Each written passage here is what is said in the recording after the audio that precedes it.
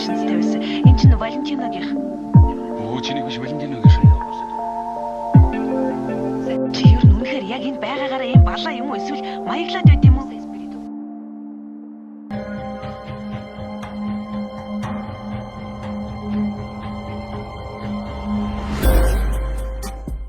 (1938) оны 1-р сарын өвлийн хөдөн өглөө Италийн Милан хотын энгийн ажилчин дүүрэгт нэгэн хүү мэндэлжээ. Хожим түүнийг италичууд Эл Молегята буюу Пүршин хүн хэмээн дуудах болно. Тэр зөвхөн дуучин биш, жүжигчин, кино найруулагч, телевизийн хөтлөгч, дуу зохиогч болж Италийн орчин үеийн соёлын өнгө төрхийг өөрчилсөн домог болсон юм. Түүний нэрийг Адриано Челентано гэдэг. Гэхдээ энэ бүх алдар нэрийн цаана ядуу альтөрсөн, сургуулиа эрт орхисон, энгийн цаг засварчин хүүгийн түүх нөөгдөж байдаг. Адриано 1938 оны 1-р сарын 6-нд Милан хотын Виа Глак гудамжинд төржээ. Түүний эцэг эх өмнөд Италийн Апулия мужаас ажил хайж хойд зүгт нүүж ирсэн хүмүүс. Италийн эдийн засаг тухайн үед хүнд байсан, гэр бүл нь өдөр хоногоо залуулахын төлөө хөдөлмөрлөдөг байлаа. Адриано айлын хамгийн бага хүүхэд ах эгч нараасаа нэлээд олон насаар дүү байж. Тиймээс түүнийг бага байхад нь эцэг нь аль хэдийн өндөр настай болсон байсан бөгөөд гэр бүлийн санхүүгийн ачаалал улам хүндэрчээ. Түүний хүүхэд нас тансаг байсангүй. Хожим Челентано бидэнд их зүйл байгаагүй. Харин инээмсэглэл байсан хэмээн дурссан байдаг. Сургууль түүнд огтхон сонирхолтой санагддаггүй байлаа. Тэр хичээл дээрээ удаан суух дургүй. Үргэлж ямар нэгэн зүйл задалж, угсарч, гараараа юм хийх дуртай хүүхэд байсан гэдэг. Ингээд дөнгөж 12 настайдаа сургуулиа орхиж, ахыхаан ажилуулдаг цаг засварын газарт дагалдангаар орчээ. Өдөржин жижиг араа пүрс шурагтай ноцолдож, эвдэрсэн цагийг задлан янзалдаг энэ ажил түүний анхны мэрэгжил болсон юм. Сонирхолтой нь олон 10 жилийн дараач тэр цаг засварлах дуртай хэвээрүүлсэн, заав гарвал хуучин цагнуудыг өөрөө янзалдаг байсан тухайгаа ярьдаг. Гэвч Адрианогийн амьдралыг өөрчлөх зүйл жижигхэн цагны дэлгүүрт биш, Атлантын далайн цаана өрнөж байлаа. 1950-ад оны эхээр Америкт рок-н-ролл гэх цоошин урсгал төрөн гарч байсан юм. Тэр үед Италийн ихэнх хүмүүс дуур сонгодог хөгжим эсвэл уламжлалт Итали дуу сонсдог байсан. Харин Америкт цахилгаан гитарын хүчтэй аялгау задгаа бүжиг залуусын эрч хүч дэлхийг байлдан дагуулж эхэлсэн байв. Адриано анхудаа Америкийн рок-н-роллыг сонсоод өөр ертөнцтэй учирсан мэт болж. Ялангуяа Элвис Пресли, Jerry Lee Lewis, Billie Holiday зэрэг уран бүтээлчид түүний хамгийн том үлгэр дуурайл болсон юм. Тэр англи хэл бараг мэддэггүй байсан ч хөгжмийн эрч хүчийг бүрэн мэдэрч чаджээ. Хөгжим бол үгнээс илүү хүчтэй хэлгэж тэр хожим хэлсэн байдаг. Удалгүй тэр найзуудтайгаа хамт Америкийн рок оддыг дуурай хувцаслаж бүжиглэж эхэлжээ. Гэхдээ хүмүүсийг хамгийн их гайхшруулсан зүйл нь түүний хоолой биш байв, харин түүний хөдөлгөөн. Тэр яг л биеэрээ пүрс суулгасан мэт үсэрж огцсон мэрэгж, өвөрмөц хэмнэлээр бүжгэлдэг байсан тул хүмүүс түүнийг хараад алмаардаг байлаа. Ингээд удалгүй тэр Эл Молегята буюу пүрстэй хүн гэсэн хож хүртжээ. Энэ хож нь насан туршид нь дагалдах болно. 1957 онд Миланд Италийн анхны рок-н-роллын наадам зохион байгуулагдав. Оролцогчдын ихэнх нь Америкийн алдартай дуунуудыг дуурай амдуулж байхад Адриано өөрийн бичсэн Ciao Diro дууга тайзан дээр ишгэлүүлжээ. Үзэгчид түүний хөдөлгөөн тайз эзэмших чадвар, эрч хүчийг хараад алмарсан байна. Шүүгчид ч мөн адил. Тэр тэмцээнд төрөөсөн нь түүний амьдралыг эргүүлсэн мөч байлаа. Нэгэн өдрийн өмнө цаг засварчин байсан залуу маргааш нь Италийн хөгжмийн ертөнцийн шинэ од болж эхэлжээ. Удалгүй түүнд бичлэгийн компаниас санал ирв. Анхны синглүүд нь худалдаанд гармагц залуусын дунд асар хурдтай тархаж эхэлсэн байна. Хэдийгээр тухайн үеийн Ахмад үеийнхэн түүний хөгжмийг хитрхи чанга, хитрхи Америк гэж шүмжилдэг байсан ч залуу үеийнхэн түүнийг өөрсдийн дуу хоолой гэж үзэж байлаа. Челентано зөвхөн дуулаагүй, тэр Италийн хөгжмийн ертөнцид шинэ үеийг авч ирсэн. 1958 он тэр Италийн хамгийн нэр хүндтэй хөгжмийн тайз болох Санремогийн хөгжмийн наадамд анх удаа оролцов. Тэр төрүүлээгүйч бүх Италид танигдж эхэлсэн байлаа. Хөгжмийн шүүмжлэгчид хүртэл нэгэн зүйлийг хүлээн зөвшөөрч эхэлжээ. Энэ залуу бусдаас өөр. Гэхдээ жинхэнэ амжилт нь одоо л эхлэх гэж байлаа.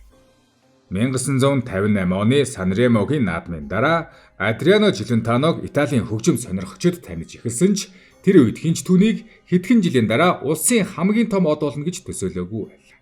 Тэр өөрөө ч ийм хурдан өснө гэж бодоогүй. Өдрийн цагаар студид дуу бичиж шөнө клубүүдээр тоглож хаяа бүр цаг засварын ажиллаач үргэлжлүүлдэг байлаа.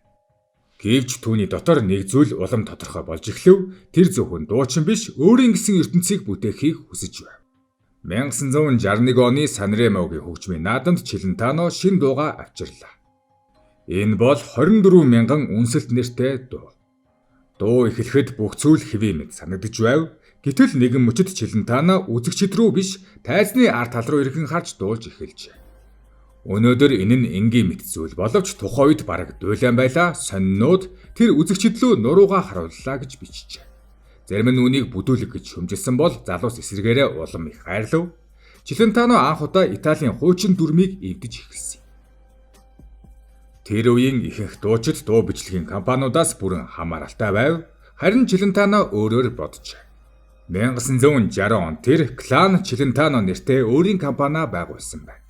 Энэ нь асар зоригтой алхам байв.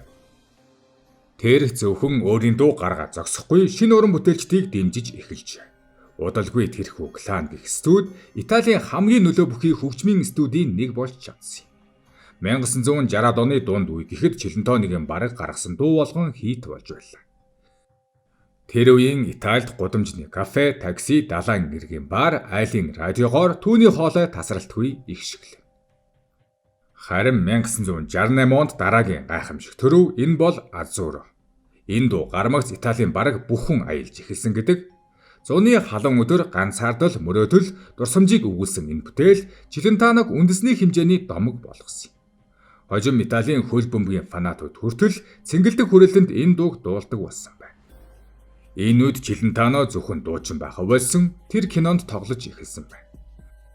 Түүний инэдми мэдрэмж этгээд төрөх тайзны харизм кино дэлгэцэн дээр ч адилхан ажиллав. Удалгүй тэр Италийн хамгийн өндөр орлоготой жүжигчдийн нэг болов. Ялангуяа жүжигчин Орнелло Мутитэй хамт тоглосон кинонууд асар их амжилт олжээ. 1970-ад оны дунд үе гэхэд Адриано Челентано Италийн хамгийн том од болсон байлаа. 1980 онд гарсан Зүрүүд эрийг номогдсон кино асар өндөр орлого олсон бөгөөд удалгүй 1981 онд Галзуу дурлал кинон дахин амжилт олов. Эдгээр кинонд Челентано жүжигчин Орнелло Мутитэй хамт тоглосон нь үзэгчдийн сэтгэлийг ихэд татсан. Тэдний дэлгэцэн дээр холбоо маш үнэмшилтэй байсан тул хүмүүс бодит амьдрал дээр хос болсон гэж ярьдаг байлаа. Үнэн дээр олон жилийн дараа Челентано өөрөө тухайн үед Орнелло Мутитэй богино хугацаанд романтик харилцаатай байснаа хүлээн зөвшөөрсөн нь Италийн хэвлэлүүдэд дахин томоохон шуугиан дэгдэж. Челентано 1964 онд жүжигчин дуучин Клаудио Моритой гэрэлсэн. Тэдний гэрэлтийг Италийн шоу бизнесийн хамгийн бат бөх холбоодын нэг гэж үздэг. Кинонд хамт тоглож байсан Орнелло Мутитэй холбоотой мэдээлэл ил болсон ч Клаудио Мори нөхрөө орхисонгүй. Харин ч тэд хамтдаа асуудлыг даван туулж гэр бүлээ хадгалж чадсан юм. Хожим Челентано энэ талаараа ярилцахдаа амьдралд алдаа гардаг. Хамгийн чухал нь түүнийг хүлээн зөвшөөрөх хэмээн хэлжээ. 1980-ад онд Челентано телевизийн томоохон шоу нэвтрүүлгүүдийг хөтөлж эхэлсэн. Гэвч тэр зөвхөн хөгжмийн тухай ярьдаггүй байлаа.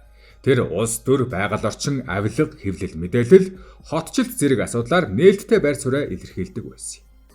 Иймээс зарим хүн түүнийг зоригтой үнэнч гэж магтдаг бол нөгөө хэсэг нь хэтэрхий маргаантай хүн гэж шүүмжилдэг байв.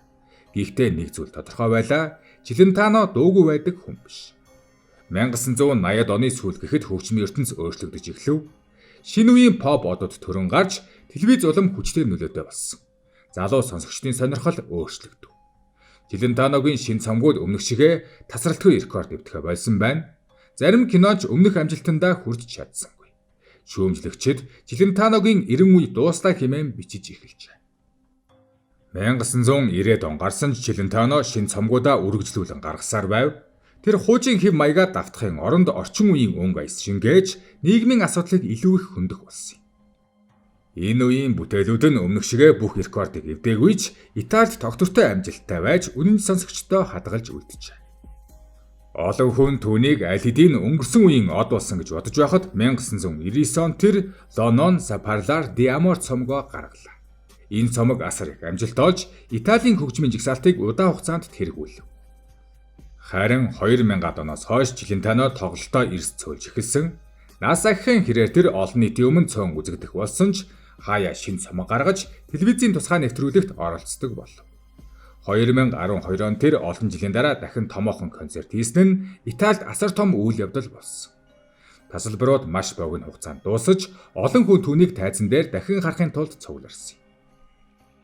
Челентано урлагийнхаа туршид зөвхөн магтаал хүртээгүй, зарим телевизийн нэвтрүүлэгдээр хэлсэн үг, нийгэм, шашин, улс төрийн талаар хийсэн мэдгдлүүд нь хүчтэй шүүмжлэлт дагуулж байсан. Гэвч тэр хизээж үзэл бодлоо өөрчилдөггүй байлаа. Түүний хэлдэг байсан нэг санаа байдаг. Хүмүүс бүгд санал нийлэх албагүй, харин бодох ёстой гэдэг. Энэ нь түүний уран бүтээл олон нийтийн дүр төрхийг илэрхийлдэг хамгийн тодорхой өгүүлбэрүүдийн нэг болсон юм. Сүүлийн жилүүдэд Челентано хэвлэл мэдээллээс аль болох хол амьдрахыг илүүд үздэг болсон. Тэр Миланд эхнэр Клаудио Моритогоо хамт 50 амьдарч шинэ уран бүтээл хийхээс илүү гэр бүл хувийн амьдралдаа анхаарах болсон байна. Хэдийгээр олон нийтийн өмнө ховорхон үзэгдэх болсон ч Италид түүний тухай мэдээ гарах бүрд хүмүүсийн анхаарлыг татдаг хэвээр. Шинэ үеийн олон дуучин жүжигчид түүнийг өөрсдийн гол нөлөө үзүүлсэн уран бүтээлчдийн нэг гэж нэрлэдэг. Хэдэн 10 жилийн турш үргэлжилсэн карьерийнхаа туршид Челентано 40 гаруй студийн цомог гаргасан. 40 гаруй кинонд тоглосон, хэд хэдэн киног өөрөө найруулсан. Дэлхийд даяар ойролцоогоор 150 сая гаруй бичлэг борлуулсан гэж тооцогддог. Тэр Италийн орчин үеийн урлагийн өнгө төрхийг өөрчилсөн хүн болсон юм. Нэгэн цагт хотын захын жижигхэн цаг засварын газарт ажиллаж байсан хүүгийн нэр өнөөдөр Италийн урлагийн түүхээс салгаж ойлгохын аргагүй болсон.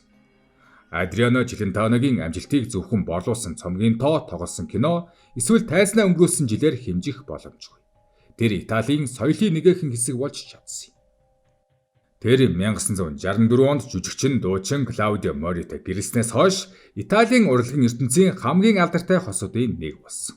Тэд 3 хүүхэдтэй. Амьдралынхаа туршид тэдэнд сорилт, маргаан, хэвлэлийн шуугиан олон тохиолдсон. Гэсэн ч тэд гэр бүлээ авч үлдэж чадсан. Энэ нь Италичуудын хувьд тэднийг зөвхөн алдартнууд ус, урт удаан хамтын амьдралын бэлэг тэмдэг болгосон юм. Өнөөдрийн Челентано нас агсан тул олон нийтийн өмнө тун ховор гардаг болсон. Гэсэн ч түүний дуунууд радиогоор ишгэлсээр, кинонууд нь телевизээр дахин гарсаар байна. Италид шинэ үеийн уран бүтээлчид түүнийг хүндэтгэн ярьж, олон телевизийн нэвтрүүлэг түүний уран бүтээлийг эргэн дурсдаг. Өнөөдөр тэр идэвхтэй уран бүтээлээ хийдэггүй ч Италийн хамгийн нөлөө бүхий уран бүтээлчдийн нэг хэвээр байгаа юм. Адриано Челентаногийн амьдрал бол авьяас, хөдөлмөр, эр зориг, өөрийнхөө байх ямар үнцэнтэйг харуулсан түүх. Ядуу айлд төрсөн, сургуулиа эрт оргисон, цаг засварчнаар ажиллаж байсан хүү өөрийн хүсэл мөрөөдлийг дагаж Италийн урлагийн нүүр царай болж чаджээ.